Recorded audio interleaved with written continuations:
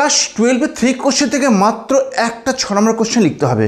দেখো ওই রকমই ওই ধাঁচেরই আমার যে জবরদস্ত নোটগুলো আছে সেগুলো তোমার ভালো লাগতেই হবে। আমি আগে দিয়েছি, দুটো দিয়েছি এবং সেটা তোমাদের রেসপন্স ভালোই পেয়েছি।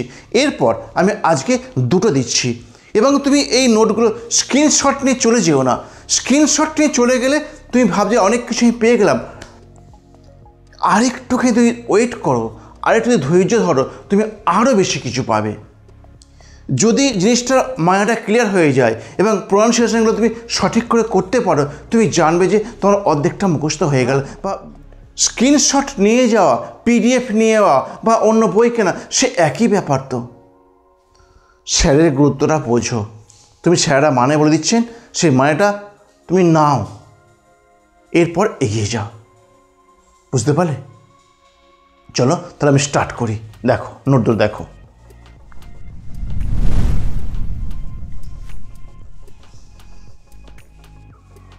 দেখো কোশ্চেন দেখো, is the prose 3 question a directive project? 3 কোশ্চেনকে একটা শিক্ষামূলক প্রকল্প, এটা তোমাকে ডিসকাস করতে হবে। নেক্সট দেখো, পরের কোশ্চেন লিখেছি, what lesson do you learn from the story? 3 questions. এই 3 কোশ্চেন থেকে, 3 গদ্য থেকে তুমি কী শিক্ষা শিখছো সেটা প্রথমে বলতে হবে। দেখো অ্যান্সার দেখো, Leo Tolstoy had a directive approach. Leo Tolstoy আজ একটা শিক্ষামূলক পদক্ষেপ ফর দ্য রিডার্স, পাঠকদের জন্য, ইন দ্য স্টোরি, গল্পের নাম হচ্ছে 3 কোশ্চেন্স। আবার এটা দেখো, Leo Tolstoy has a directive approach for the readers in the story 3 question. এটা ক্লিয়ার তো? ফর সাম মোরাল লেসন, কিছু নৈতিক শিক্ষার জন্য, the narrator has artfully sketch 3 main characters. কিছু নৈতিক শিক্ষার জন্য আমাদের ন্যারেটর কী করেছেন? আর্টফুলি, সুদক্ষভাবে স্কেচ অঙ্কন করেছেন 3 মেন ক্যারেক্টার, 3টে প্রধান চরিত্র। ক্লিয়ার হয়েছে? এদের বা ক্লিয়ার তো? নেক্সট দেখো এবার, the tsar demands answer of his 3 basic questions.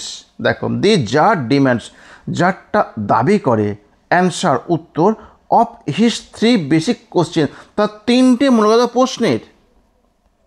যখন তিনি দাবি করেন 3টে মূলগত প্রশ্নের উত্তর যাতে, তখন কী হয়?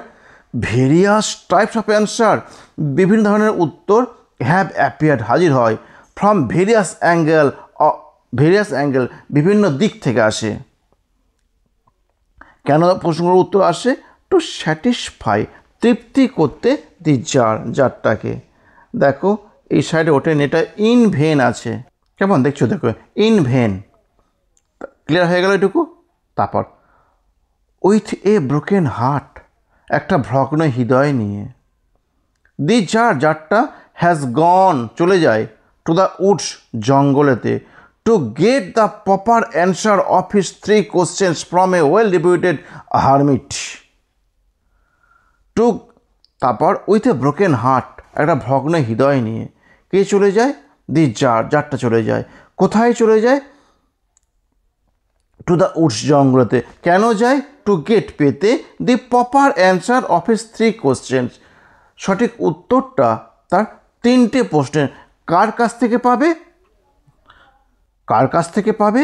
এই দেখো দিয়ে দিয়েছে, from a well reputed hermit, একটা সুবিখ্যাত সন্ন্যাসীর কাছ থেকে। ক্লিয়ার হয়ে গেছে? এটা ক্লিয়ার তো? নেক্সট দেখো, থ্রু অ্যাকশন অ্যান্ড এক্সপিরিয়েন্স, কার্যের মাধ্যমে অ্যান্ড এক্সপিরিয়েন্স, এবং অভিজ্ঞতার মাধ্যমে, দি জারটা লার্নস, শেখেন, দি ইনভ্যালুয়েবল লেসন, অমূল্য শিক্ষাগুলো, অপরিসীম শিক্ষাগুলো। কেমন? Through action and experience, the tsar learns the invaluable lesson. Clear হয়েছে এটুকু? নেক্সট দেখো আবার, দেখো, the supreme time in one's life is now, সর্বাত্মক সময়টা একজনের জীবনে হয় এখন। সর্বাত্মক সময়টা একজনের জীবনে হয় এখন।